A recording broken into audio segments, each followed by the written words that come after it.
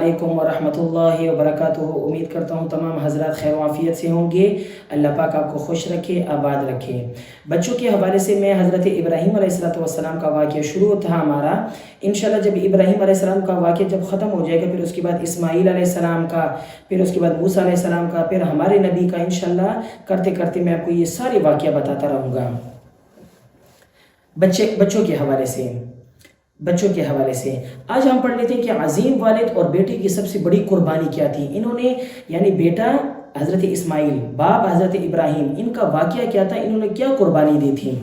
دیکھیں جی، حضرت ابراہیم علیہ السلام کبھی کبھی ملاقات کے لیے مکہ تشریف لاتے تھے۔ حضرت اسماعیل علیہ السلام جب بڑے ہو گئے اور کاموں میں اپنے والد کا ہاتھ بٹانے لگے، تب اللہ تعالیٰ نے ابراہیم علیہ السلام کا ایک بڑا امتحان لیا۔ یعنی امتحان تو حضرت ابراہیم علیہ السلام کا جگہ جگہ پر لیا، لیکن سب سے بڑا امتحان یہ لیا۔ وہ کیا امتحان تھا پیارے بچوں؟ کہ ایک مرتبہ حضرت ابراہیم علیہ السلام آرام فرما رہے تھے رات میں، ان کو ایک خواب آیا۔ خواب یہ آیا کہ وہ اپنے بیٹے یعنی اسماعیل علیہ السلام کو ذبح کر رہے ہیں۔ سمجھ میں آ گئی؟ یعنی ذبح کر رہے ہیں۔ جب وہ اٹھے، انہوں نے کہا چلو یار کوئی بھی نہیں۔ جب دوسرا دن آیا تب انہوں نے یہی خواب دیکھا کہ اپنے بیٹے کو ذبح کر رہے ہیں۔ پھر ان کو تیسری مرتبہ خواب آیا کہ اپنے بیٹے کو ذبح کر رہے ہیں، اور انبیاء جتنے بھی ہوتے ہیں ان کے خواب سچے ہوتے ہیں۔ سمجھ میں آ گئی؟ تو انہوں نے اپنے بیٹے اسماعیل علیہ السلام کو کہا کہ اے میرے پیارے بیٹے، میں تو خواب میں یہ دیکھ رہا ہوں کہ میں آپ کو ذبح کر رہا ہوں، اب میں کیا کروں؟ دیکھیں نا، بیٹا جب اپنے باپ کی باتوں کو مانے گا، باپ کی باتوں کو مانے گا، تب اللہ تعالیٰ اس بیٹے کو بھی اجر عطا فرمائیں گے، اور باپ کے ذمہ تو ہے ہی اجر۔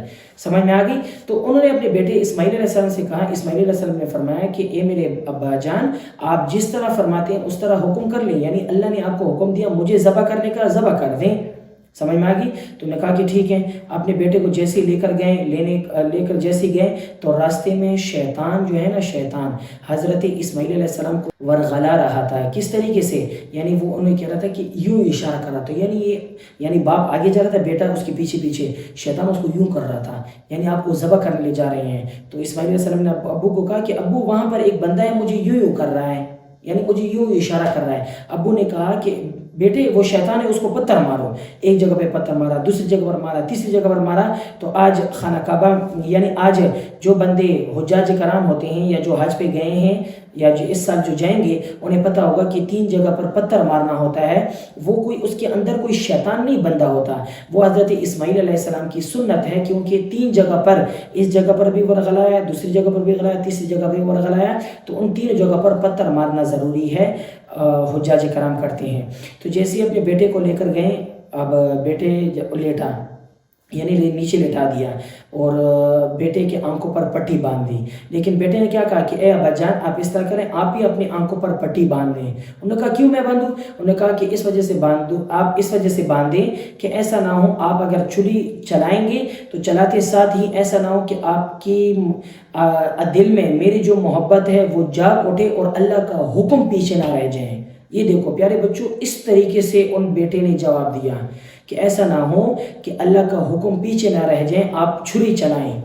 تو انہوں نے کہا کہ ٹھیک ہے۔ جیسے انہوں نے بھی پٹی باندھی، جیسی چھری سے اپنے بیٹے اسماعیل علیہ السلام کو ذبح کرنا چاہا، تب اللہ تعالیٰ نے جبرائیل علیہ السلام کو بھیجا اور کہا کہ اے ابراہیم، یعنی چھری جو ہے وہ چلی نہیں، یعنی چھری میں آپ نے تو دیکھا ہوگا چھری کا حکم کیا ہے، کاٹنا، لیکن اللہ جب اس چھری کو نے حکم دیا چھری کو کہ نہیں کاٹنا، تو نہیں کاٹا۔